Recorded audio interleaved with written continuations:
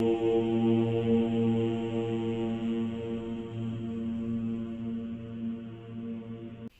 नमः शिवाय। भारत माता शिव शक्ति अवतार। आज है 3/2/2025। रिवाइज डेट है 2/5/1967। लाडले बच्चे, तुम्हारी यह है बुद्धि योग की यात्रा। उन्होंने फिर वो जिस्मानी यात्रा समझ ली है। बाबा ने रूहानी यात्रा सिखाई है। सिर्फ कहते हैं मुझे याद करो तो अंत मते सो गति हो जाएगी। याद करते करते आत्मा पवित्र बन शरीर को छोड़ देगी। गीत है, इस पाप की दुनिया से कहीं दूर ले चल। बाबा सेवा की युक्ति बताते हैं। जैसे बिच्छू होता है, चलता जाता है, जहां नरम देखता है तो डंक मार देता है। पत्थर को डंक मारकर क्या करेगा। तुम भी बाप का परिचय दो। यह भी बाप ने समझाया है कि मेरे भक्त बच्चे कहाँ रहते हैं। शिव के मंदिर में, कृष्ण के मंदिर में, लक्ष्मी नारायण के मंदिर में। भक्त मेरी भक्ति करते रहते हैं तो बच्चे ही ना। मेरे से राज्य लिया था, अब पूज्य से पुजारी बन गए हैं। देवताओं के भक्त है ना। नंबर 1 है शिव की अव्यभिचारी भक्ति। फिर गिरते गिरते अभी तो भूत पूजा में जाकर लगे हैं। शिव के पुजारियों को समझाने में सहज होगा। यह सभी आत्माओं का पिता शिव बाबा है। स्वर्ग का वर्षा देते हैं। अभी बाप कहते हैं मुझे याद करो तो विकर्म विनाश हो जाए। हम तुमको बाप का पैगाम देते हैं। अंधश्रद्धा की भक्ति से दुर्गति ही हुई है। अब बाप कहते हैं पतित पावन ज्ञान का सागर मैं ही हूँ। ज्ञान भी सुना रहा हूँ, पावन बनने के लिए योग भी सिखा रहा हूँ। ब्रह्मा तन से मैसेज दे रहा हूँ, मुझे याद करो। अपने 84 जन्मों को याद करो। भारतवासियों ने ही 84 जन्म लिए हैं। तुमको भक्त मिलेंगे मंदिरों में, और फिर कुंभ के मेले पर भी जाते हैं। वहां भी तुम समझा सकते हो पतित पावनी गंगा है या परमात्मा। हरिद्वार जाओ, बनारस में जाकर भी देखो, वो याद सिर्फ ब्रह्म को ही करते हैं। गंगा जल का कितना मान रखते हैं। ऐसे ही पानी में गंद पड़ता रहता है तो बच्चों को यह खुशी रहनी चाहिए कि हम किसके पास जाते हैं। है कितना ऊंच, परंतु आते हैं कितना साधारण तन में। शिव बाबा क्या करे जो यह बड़ा आदमी दिखाई देवे।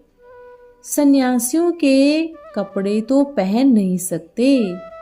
बाप कहते हैं मैं साधारण तन लेता हूँ। बाबा तुम ही राय दो कि मैं क्या करूँ। इस रथ को क्या श्रृंगारूं। वो हुसैन का घोड़ा निकालते हैं, उनको श्रृंगारते हैं। यहाँ शिव बाबा का रथ फिर बैल बना दिया है। बैल के मस्तक में शिव का चित्र दिखाते हैं।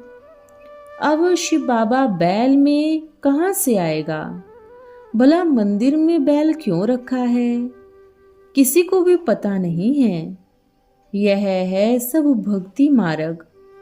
बाप कहते हैं यह भक्ति की भी ड्रामा में नोंद है। शांति धाम, सुख धाम, फिर है दुख धाम। यह ज्ञान आगे थोड़े ही कोई में था।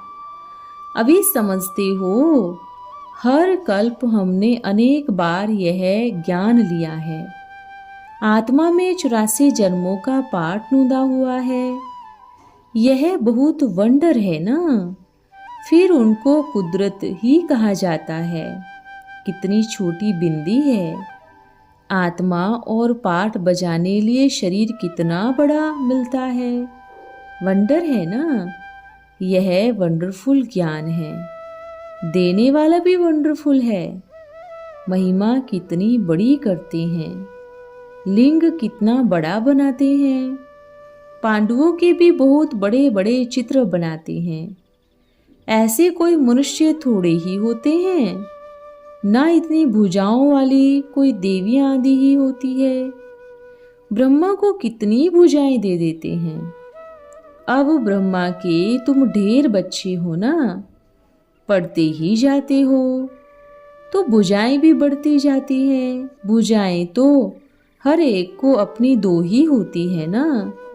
यह सब अनेक प्रकार की कथाएं हैं, कोई काम की नहीं है।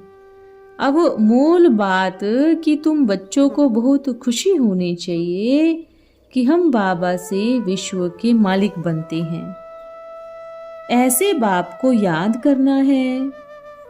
बाबा बार बार कहते हैं, सदैव बुद्धि में यह स्मरण करते रहो कि बाप को याद करना है, ताकि विकर्म विनाश हो जाए। इसमें ही मेहनत लगती है। बार बार तुम भूल जाते हो। तुम बच्चे जानते हो हम पवित्र बन रहे हैं, फिर हम नई दुनिया में चले जाएंगे। अभी है पुरानी दुनिया। मनुष्य समझते हैं अभी तो कलयुग समाप्त होने में 1000 वर्ष पड़े हैं। इसको ही कहा जाता है घोर अंधेरा। कुंभकर्ण की नींद में सोए पड़े हैं। आग लगेगी, फिर हाय हाय कर भस्म हो जाएंगे। आज इतने करोड़ों मनुष्य हैं, कल सब खंड विनाश हो जाएंगे। सिर्फ भारत ही रहेगा। वहां तो रहते ही गंगा नदी पर है। प्रकृति भी दासी हो जाती है। वो है ही स्वर्ग की दुनिया। भक्ति मार्ग में है ही अंधश्रद्धा। जानवरों से भी बदतर है। तुम भी अभी समझते हो हम बंदर डर्टी बूट्स थे, रो रो नरक में थे। अब बाप पावन बनाने आए हैं। तुम्हारी यह है बुद्धि योग की यात्रा। उन्होंने फिर वो जिस्मानी यात्रा समझ ली है। बाबा ने रूहानी यात्रा सिखाई है। सिर्फ कहते हैं मुझे याद करो तो अंतमति सोगति हो जाएगी।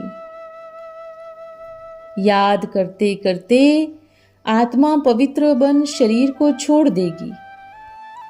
सतयुग में भी बैठे बैठे आत्मा शरीर छोड़ देती है। रोने पीटने का अथवा मरने का वहां नाम ही नहीं है। भारत अमर लोक था ना, यह भी किसी को पता नहीं है। समझते हैं शंकर ने पार्वती को अमर कथा सुनाई।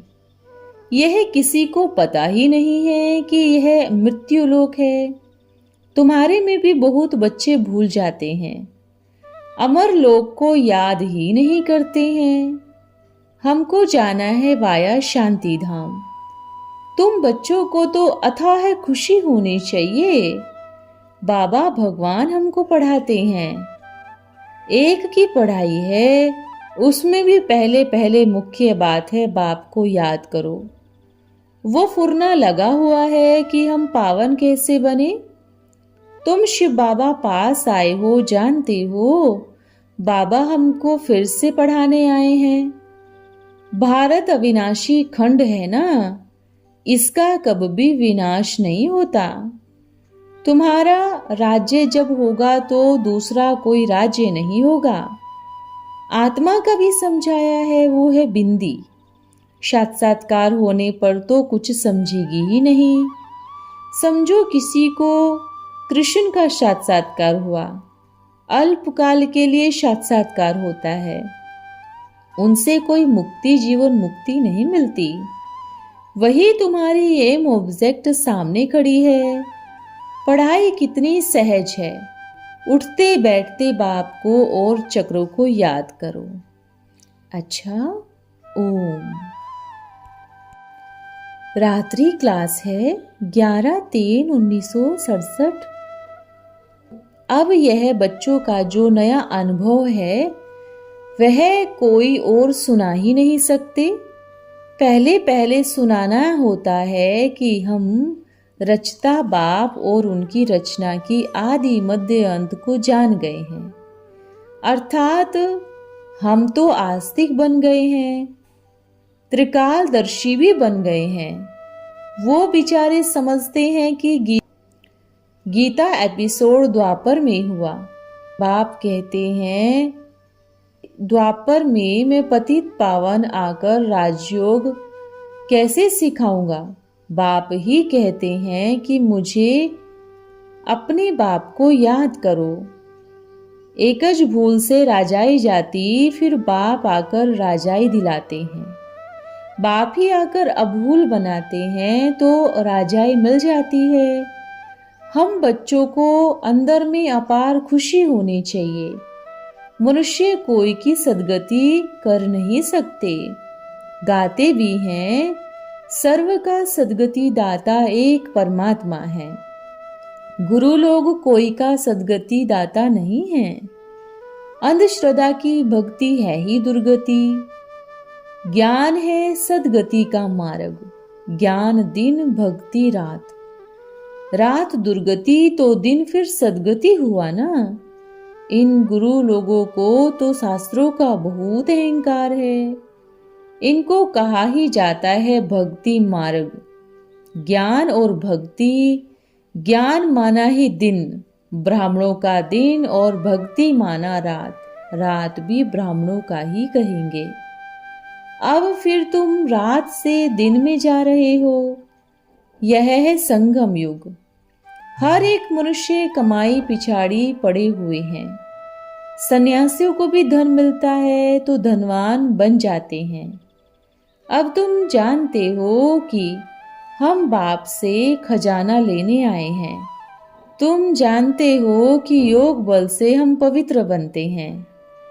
यहाँ तुम सच्ची कमाई करते हो जो ही साथ जाएगी।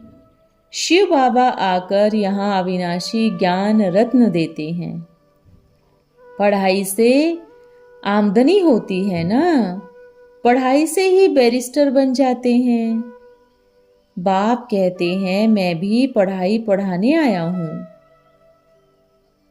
मैं तुमको 21 जन्मों के लिए धनवान आयुष्मान बनाता हूँ, हेल्थ भी देता हूँ। वो है ही अमरपुरी। तुम अमर बनते हो शिव जयंती पर, तुम अपने बाप की जयंती मनाते हो। समझाने के लिए ही बत्तियां आदि जलाते हो कि कोई पूछे। मनुष्यों को रास्ता बताने लिए ही शो करते हैं। बाप कहते हैं अभी बच्चे तुम अपवित्र बन गए हो। नई दुनिया में भारत पावन था, अब पुरानी दुनिया में पतित हो गया। इसलिए ही सभी पुकारते हैं कि हे पतित पावन आओ। वो बाप आकर तुम बच्चों को सुनाते हैं तो यह भी सुनते हैं। एकज भूल है जो कि गीता में भूल कर दी है। ऊंचे ते ऊंच भगवान तो शिव है। अपवित्र आत्मा जा नहीं सकती। पवित्र बनाने वाला एक ही बाप है। सभी जीव आत्माएं पाठधारी है। बाप आकर एक ही धर्म की स्थापना करते हैं। तुम जानते हो कि बाप स्थापना कर रहे हैं। स्थापना पूरी हो जाएगी, फिर विनाश शुरू हो जाएगा। तुम ऐसे भी नहीं चाहते हो कि विनाश जल्दी हो जाए तो हम स्वर्ग में जाएंगे तो बाप से बिछड़ जाएंगे। यह तो बहुत अच्छी नॉलेज मिलती है। फिर देवता बनेंगे तो डिग्रेड हो जाएंगे, नॉलेज नहीं रहेगी। बाप नॉलेजफुल है तो तुम भी नॉलेजफुल बनते हो। खुशी तो बच्चों को अपार होनी चाहिए। बाबा बाप भी है, टीचर भी है, गुरु भी है, फिर साथ में भी ले जाएंगे। साजन आए ही हैं सजनियों को साथ ले जाने के लिए। सुंदर बनाकर ले जाएंगे। बार बार यही याद करो। तुम बच्चों को बाप की और सृष्टि चक्र की स्मृति आई है। तुम ब्राह्मण कहलाते हो तो तुमको सच्ची गीता ही सुनानी है। रहम दिल बनना है। मनुष्य बिल्कुल ही घोर अंधियारे में है। मनुष्य बिल्कुल अंधे हैं। अंधों को लाठी से रास्ता बताया जाता है कि कहाँ ठोकरें नहीं खाएं। मनुष्य आधा कल्प के रोगी हैं। अब तुम आधा कल्प के लिए निरोगी बनते हो। तुमको लव शिव बाबा से रखना है। चित्र भी इनका ब्रह्मा का निकाल कर क्या करेंगे? याद तो शिव बाबा को ही करना है ना। देहधारी कोई को भी याद नहीं करना। यह भी कहते हैं मैं कोशिश करता हूँ शिव बाबा को याद करने की। बाबा कहेंगे यह भी तो पतित ही है ना। यह पावन बन रहे हैं। यह भी तुम्हारे ही जैसा स्टूडेंट है। सिर्फ इनको फॉलो करना है, क्योंकि यह याद में अच्छा रहते हैं। इनसे सीखना है। याद की यात्रा है नंबर 1। पढ़ाई भी बहुत सहज है। रोज रात को नोट करो कि सारा दिन में क्या किया। हर बात में बाप से राय लेनी है। यहाँ पैसे आदि की तो कोई बात ही नहीं है। मम्मा क्या लेकर आई? कुमारियां तो फ्री है। कुमारियों पर कोई भी बोझा नहीं होता। अगर कुछ है तो समझते हैं कि इसी काम में ही लगा देंगे। उस गवर्नमेंट में कितना पदमों का उनका खर्चा होता है। बाप तुमको विश्व की राजाई प्राप्त कराते हैं, जिसमें कि खर्चा कुछ भी नहीं। तुम बच्चों को अंतर्मुखी हो खुशी में रहना है। जिन्होंने कल्प पहले वर्षा लिया होगा वो ही आकर सुनेंगे। दिल शिकस्त नहीं होना चाहिए। दुनिया में तो अंधकार लगा पड़ा है। यह बाप जो रत्न देते हैं वो है लाखों की मिल्कियत। वो तो भक्ति के कक तिनके हैं। अंधश्रद्धा की भक्ति है दुर्गति के लिए। व्यापारी वो तो जो कि पूरा पोता मेल रखे रोज का। तो तुम्हारी उन्नति बहुत होगी। खबरदार भी रहेंगे। भूल हो जाए तो कान पकड़ लेना चाहिए। फिर हम ऐसी भूल नहीं करेंगे। बाबा को लिख भेजो तो दोबारा भूले नहीं होगी। माफी भी हो जावे। गुनाह करते हैं ना। अब सन्मुख राय देते हैं अंदर बाहर सच्चे। सच्चे बच्चों पर भी बाप को रहम आता है। अंदर एक बाहर दूसरी होगी तो नुकसान होगा। अच्छा, ओम नमः शिवाय। वरदान है बाप समान भव। क्या आप बच्चे बाप समान बने हो? कैसे बनेंगे बाप समान? जब अपने अपने मूल संस्कारों को मिटाकर बाप दादा के संस्कारों को कॉपी करेंगे। कॉपी करना तो सहज है ना या मुश्किल है? इसमें कॉपी भी रियल हो जाएगी। अब लास्ट पुरुषार्थ यही है, अपने संस्कारों को परिवर्तन करना। तभी संगठन रूप में एक रस स्थिति भी बन जाएगी।